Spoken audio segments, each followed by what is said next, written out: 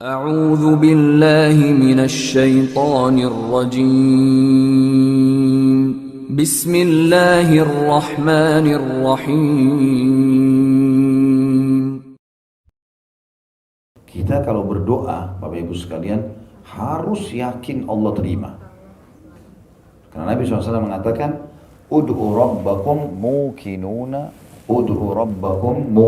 bil ijabah. Berdoalah kalian kepada Tuhan kalian dengan penuh keyakinan Dia akan terima. Jadi nggak boleh kita berdoa dalam kondisi tidak yakin, ragu, diterima nggak ya? Fa inna Allah la yaqbalu du'a min qalbil ghafil, karena Allah tidak akan terima doa dari hati yang lalai. Jadi nggak usah ragu. Teman-teman, kenapa pada saat kita kerja di kantor kita sangat yakin akan ada terima gaji akhir bulan? Kok bisa? Kalau enggak, orang enggak ada yang kerja. Kenapa bisa yakin dengan manusia? Kenapa kita bisa yakin kalau makan bisa hilang lapar, kalau haus bisa hilang dahaga? Kenapa tidak yakin Sang Pencipta semua itu lebih bisa? Allah mengatakan innallaha la yukhliful mi'ad. Allah tidak akan pungkiri janji-janjinya. Enggak boleh ragu berdoa. Yakin kalau kita minta sama manusia masih bisa dia tolak, tapi sama Allah SWT tidak ditolak. Kecuali memang tadi kita minta yang haram, sumber kita haram, itu baru Allah tolak. Kalau tidak, Allah terima semua. Allah bilang dalam Al-Quran, A'udzu billahi minasyaitonir rajim, wa idza sa'alaka ibadi anni fa inni qaribun ujibu da'watad da'i idza da'an.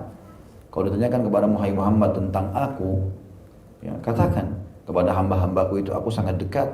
Ujibu da'watad da'i idza da'an, aku akan pasti menjawab semua panggilan hamba-hambaku. Falyastajibu li wal yu'minu bi, maka mereka harusnya berdoa kepadaku, ya, dan beriman kepadaku, la'allahum yarshudun, supaya mereka dapat petunjuk, supaya mereka mendapatkan petunjuk, ya.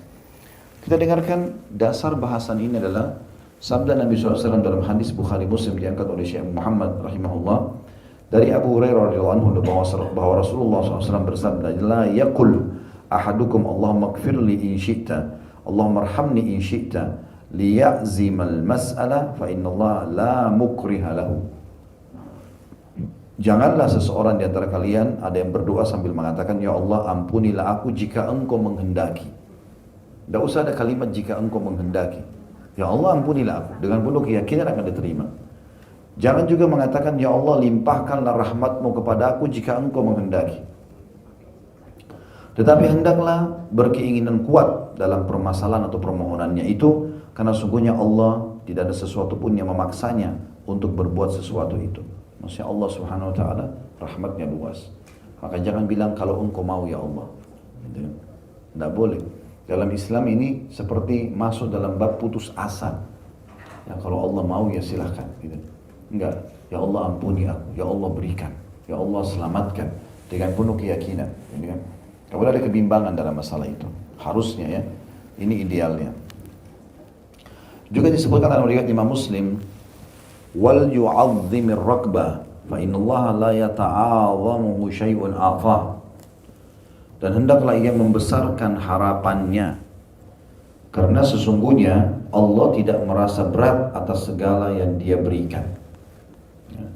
Jadi hendaklah ia membesarkan harapan, maksudnya penuh keyakinan, penuh semangat akan dikasih. Udah. Sekarang atau besok atau lusa, pokoknya dikasih. Minta sama Allah Subhanahu wa taala.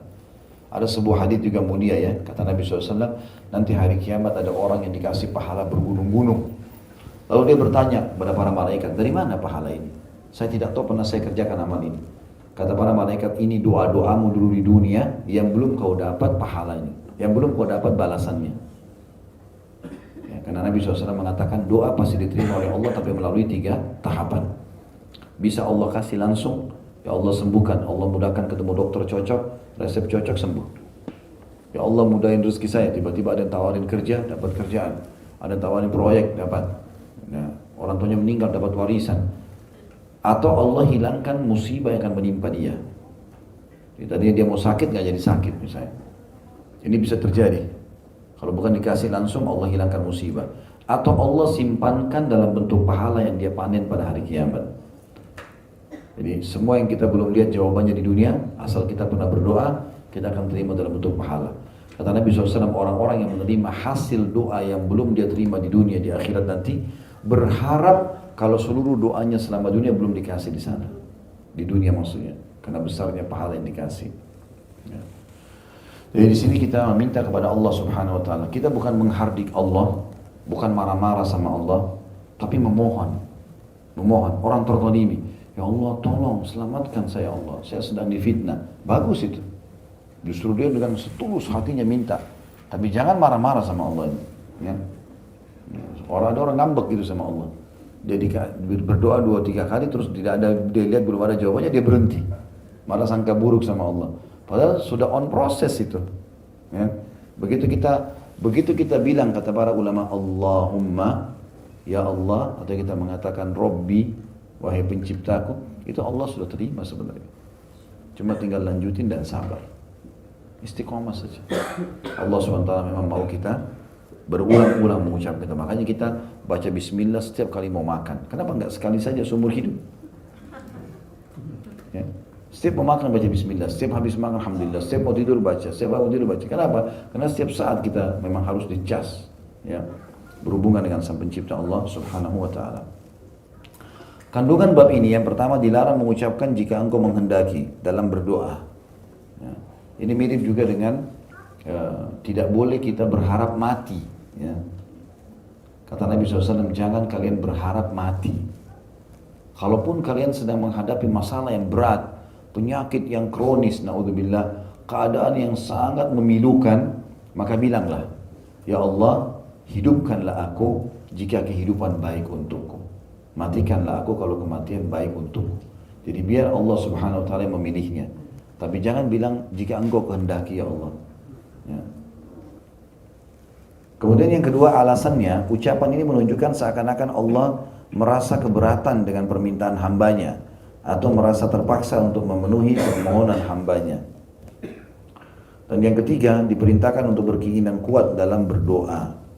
Jadi harus betul-betul yakin sekali. Ya.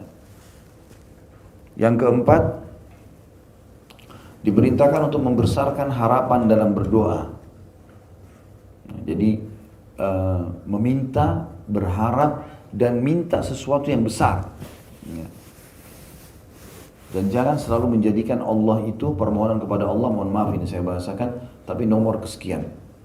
Dia selalu bolak-balik dokter ini, dokter ini, dokter ini, dokter ini, sudah mentok, udah nggak bisa lagi dokter angkat tangan, baru sholat malam. Ya. Mestinya dari awal, sebelum ke dokter, berdoa, ya Allah jadikan dokter ini penyebab saya sembuh. Nah itu benar. Karena Allah Subhanahu wa taala menciptakan sistem di alam semesta ini dan kita berjalan sesuai dengan sistem itu. Misal teman-teman tiba di pagi hari, ya Allah datangkan malam. Misal dia mau malam, tetap prosesnya tunggu malam datang. Ya, seperti itulah. Ada proses. Ya Allah berikan aku anak. Masa tiba-tiba ada anak depannya? Hah? Dia nikah, dia biologis, hamil, dan seterusnya. Gitu kan? Maka seperti itu. Ya Allah saya lapar. Tiba-tiba hilang laparnya? Enggak. Makan, cari makanan, kunyah, telan dulu, diproses di usus, baru laparnya hilang. Ya Allah saya capek, hilang capeknya langsung? Enggak. Tiba-tiba dia duduk, istirahat, atau dia tidur, baru hilang. Itu sistem Allah buat, kita nggak bisa keluar dari sistem itu. Maka ijabah doanya Allah sesuai dengan sistem itu juga nanti. Seperti itulah. Ya. Dan juga perlu digarisbawahi ya, dalam masalah doa kepada Allah ini, ada hal-hal yang sifatnya mustahil bagi manusia. Tapi Allah bisa berikan. Tetapi betul-betul itu tidak melanggar sunnatullah. Seperti misal, ada dokter memvonis tidak mungkin sembuh hamba ini, orang ini. Tapi kesembuhan ada milik Allah. Maka kita bisa mengatakan, ya Allah sembuhkan saya. Itu masih bisa. Karena mustahil di mata manusia saja. Tapi kalau Allah sudah tetapkan sebagai sesuatu yang mustahil, maka tidak akan berubah. Seperti misalnya, ya Allah hilangkan malam, saya cuma mau siang saja. Bisa nggak? Walaupun dia ikhlas.